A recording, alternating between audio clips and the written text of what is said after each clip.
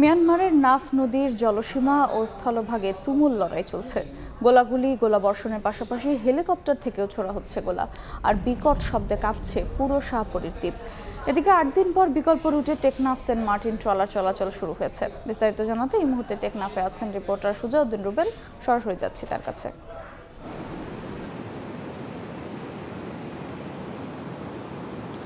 একদিকে নাফ নদীতে মিয়ানমারের গোলাগুলি এবং গোলাবর্ষণ, অন্যদিকে উত্তাল সাগর। চরম দুর্ভোগে টেকনাফ সেন্ট মার্টিন রুটের যাত্রীরা। একদিকে আমরা লক্ষ্য করছি মিয়ানমার যে নাইখংদিয়া পয়েন্ট রয়েছে, যেখানে নাফ নদীর বিপরীতে একটি জাহাজ রয়েছে, সেই জাহাজ থেকে মিয়ানমারের স্থলভাগ থেকে গোলাগুলি করা হচ্ছে। সেই গোলাগুলির কারণে গত ৮ দিন ধরে সেই রুটে নৌযান চলাচল বন্ধ রয়েছে। তবে বিকল্প পথ হিসাবে আজকে সেন্ট মার্টিন টেকনাফ নৌ রুট হয়ে 4টি ট্রলারে করে প্রায় ৩০০ যাত্রী সেন্ট মার্টিন থেকে যারা হোটেলে চাকরি করতেন এরকম প্রায় শতাধিক, এছাড়াও স্থানীয় বাসিন্দা রয়েছে 200 শতাধিক, সবাই মিলে 4টি ট্রলারে 3 শতাধিক যাত্রী নিয়ে টেকনাফের মোন্ডারডেল সৈকতে সাগরে এসে পৌঁছায়। কিন্তু সেই সাগর থেকে আবার উপকূলে তারা ফিরতে পারছিল না, যেহেতু সাগর উত্তাল রয়েছে। সেক্ষেত্রে ডিঙ্গি নৌকায় করে তাদেরকে নামিয়ে দেওয়া হয়েছে এবং পরবর্তীতে টেকনাফ মোন্ডারডেল ঘাটে সেন্ট মার্টিন দ্বীপের প্রায় 2 শতাধিক যাত্রী ছিল, তাদেরকে এই 4টি ট্রলারে করে সেন্ট মার্টিনে পাঠিয়ে দেওয়া হয়েছে।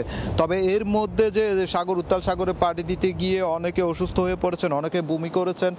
আবার এই ঝুট ঝামেলা পোহানোর পরও অতিরিক্ত ভাড়া, যেটি টেকনাফ সেন্ট মার্টিন থেকে টেকনাফ আসতে যে 300 টাকা খরচ হয়, তার পরবর্তীতে এই 300 টাকা দেওয়ার পরও ডিঙ্গি নৌকায় করে যে উঠানামা করতে হচ্ছে, সেক্ষেত্রে বাড়তি 200 টাকাও যাত্রীদের গুনতে হচ্ছে। একদিকে জীবনের ঝুঁকি, অন্যদিকে বাড়তি ভাড়া, সব এই দুর্ভোগেই সেন্ট মার্টিন দ্বীপবাসী খুব বেশি দুর্ভোগে পড়েছেন বলে জানিয়েছেন। আমরা বেশ কিছু দ্বীপের বাসিন্দাদের সঙ্গে কথা বলেছি, তারা যে বিষয়টি বলছে, এই যে ঘন ঘন মিয়ানমারের অভ্যন্তর থেকে যে গুলি, এই মিয়ানমারের সমস্যার কারণেই মূলত সেন্ট মার্টিন দ্বীপবাসীকে কষ্টে পড়তে হচ্ছে। তবে বিকল্প পথে এখনো পর্যন্ত কোনো খাদ্য সামগ্রী পৌঁছানো হয়নি সেন্ট মার্টিন দ্বীপে, এবং জনপ্রতিনিধি যেটি বলছে, দ্রুত সময়ের মধ্যে যদি সেন্ট মার্টিনে খাদ্য সামগ্রী পাঠানো না হয়, তাহলে খাদ্য সংকটটি আরও তীব্র হবে। তাই দ্রুত সময়ের মধ্যে দ্বীপে খাদ্য সামগ্রী পাঠানোর দাবি জানিয়েছে স্থানীয় জনপ্রতিনিধিরা। তো এই ছিল আমার কাছে টেকনাফ থেকে সবশেষ। সরাসরি যুক্ত ছিলাম টেকনাফে।